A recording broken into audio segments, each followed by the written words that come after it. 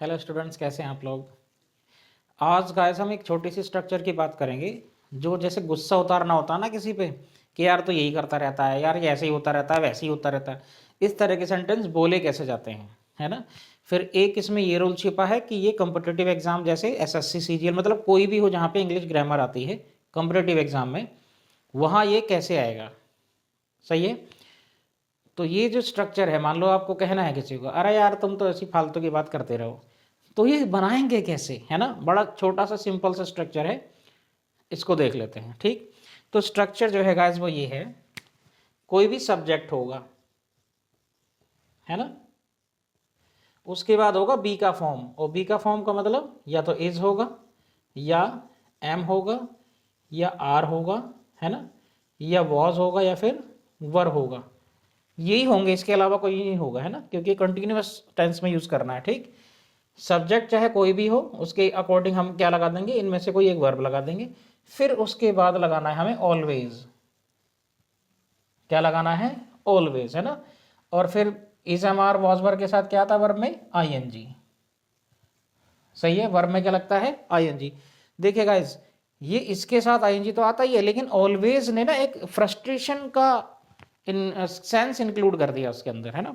मतलब अपनी फ्रस्ट्रेशन निकालनी है, झक मतलब किसी को हड़काना है या डांटना है ना। तो उसके लिए हमने क्या कर लगा दिया, ऑलवेज। यार यार यही होता रहे यहाँ तो, अरे यार यही करते रहते हो, इस तरह से जो सेंस है इससे आएगा। सही। अब मैंने बोला था कि इसके अंदर एक कॉम्पिटिटिव एग्जाम का रूल भी है।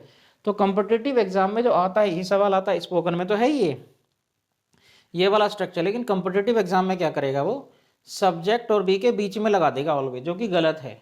ऑलवेज जो है हेल्पिंग वर्ब बी के बाद में आएगा, ना कि इसके पहले। सही, क्लियर है। उदाहरण देख लेते हैं गाइस। जैसे मान लो आपको कहना है तुम हमेशा लड़ते रहते हो, लड़ते रहते हो, है ना। तो तुम हमेशा लड़ते रहते हो, ऐसा लगेगा पता नहीं कौन सा पहाड़ है, लेकिन बहुत ही सिंपल है। किससे, हमारे ये वाले स्ट्रक्चर से, है ना। You always are fighting. मान लो आपने ये बना दिया या बोल दिया तो गलत है ना। यू ऑलवेज आर फाइटिंग, ये तो आएगा कॉम्पिटेटिव एग्जाम में इस तरह से, क्योंकि वहां हिंदी से इंग्लिश ट्रांसलेशन नहीं आता, वहां तो एरर आ जाता है। मान लो इसको अंडरलाइन करके दे देगा, बताओ कौन सा सही है ना। लेकिन अभी क्या है, कहाँ पे है, देखिए इसकी पोजीशन ऑलवेज की बी के बाद में, और बी कौन है हमारा यहाँ पे, बी का रूप कौन सा है, आर। तो यू, ये गलत है ना सेंटेंस। इसका जो सही सेंटेंस होगा वो क्या होगा, you are always fighting, you are always fighting, हमेशा लड़ते ही रहो यार तुम, है ना। तो ये बात थी गाइस कंपटीशन की भी प्लस बोलने की भी, है ना। अब इस तरह का कोई भी सेंटेंस आ जाए आप आसानी से बना सकते हैं। जैसे वह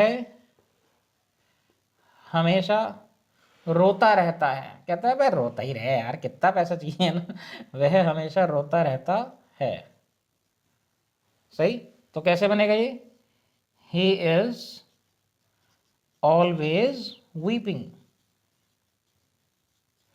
ही इज ऑलवेज वीपिंग, वह हमेशा रोता ही रहता है ना।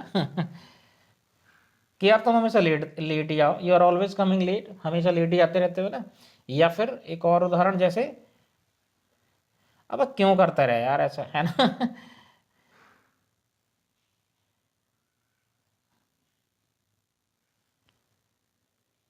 हमेशा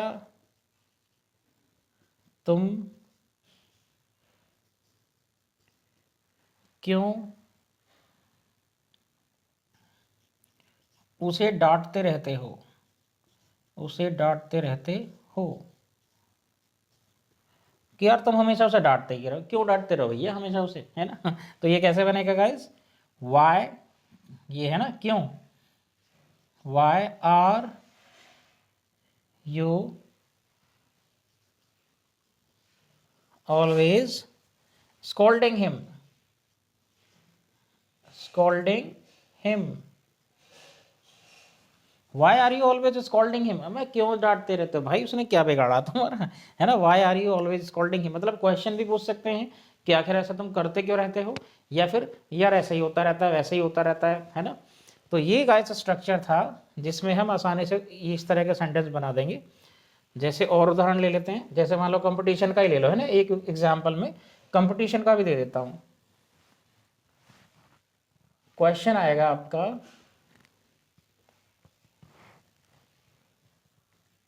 द सेम मिस्टेक, आया हुआ भी है एग्जाम में ये, the same mistake,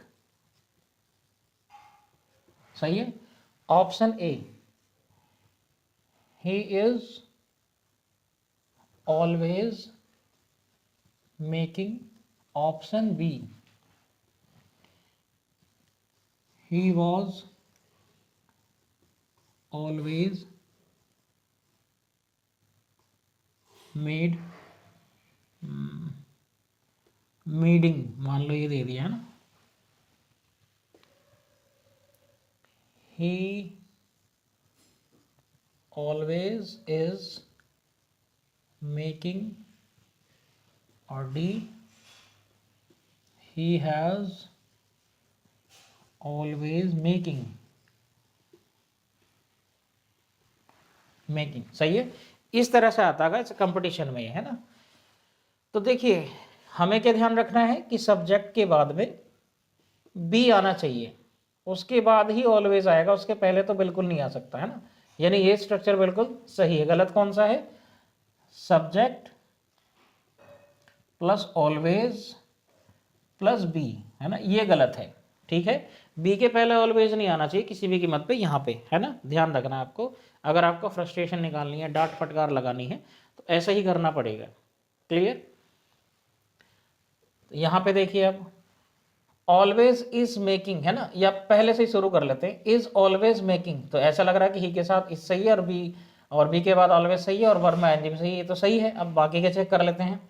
was always मीडिंग, तो ऐसा तो कुछ है ही नहीं, मीड में थर्ड फॉर्म में आईएनजी लगता ही नहीं है, तो मैंने वैसे ही दे दिया आपको। अब ये और ये गड़बड़ कर सकते हैं। देखिए ऑलवेज किसके पहले आना चाहिए, सॉरी किसके बाद आना चाहिए था, बी के, और इन्होंने कहाँ दे दिया, बी के पहले, ठीक, ये गलत है, ये इसलिए गलत है। अब हैज़ ऑलवेज अगर मेड होता तो सही है, काम चल जाता, लेकिन हैज़ ऑलवेज, हैज़ के साथ वर्ब में एनजी आ ही नहीं सकता, ये इसलिए गलत है, ठीक है। तो हमारा जो आंसर है वो क्या है, he is always making the same mistake, वो हमेशा एक ही गलती दोहराता रहता है, या फिर हमेशा एक ही गलती करता रहता है, सही है। तो इससे रिलेटेड कोई डाउट हो तो कमेंट जरूर करना गाइज, और अगर वीडियो अच्छी लगी है तो लाइक करें, सब्सक्राइब करें चैनल को, और कभी कभी डेली वीडियो थोड़ा, मैं भी आप ही की तरह आलसी हो गया था, है ना, फिर भी अगर ज्ञान लेना है तो चैनल से जुड़े रहें। मिलते हैं नेक्स्ट वीडियो में, बाय बाय, टेक केयर।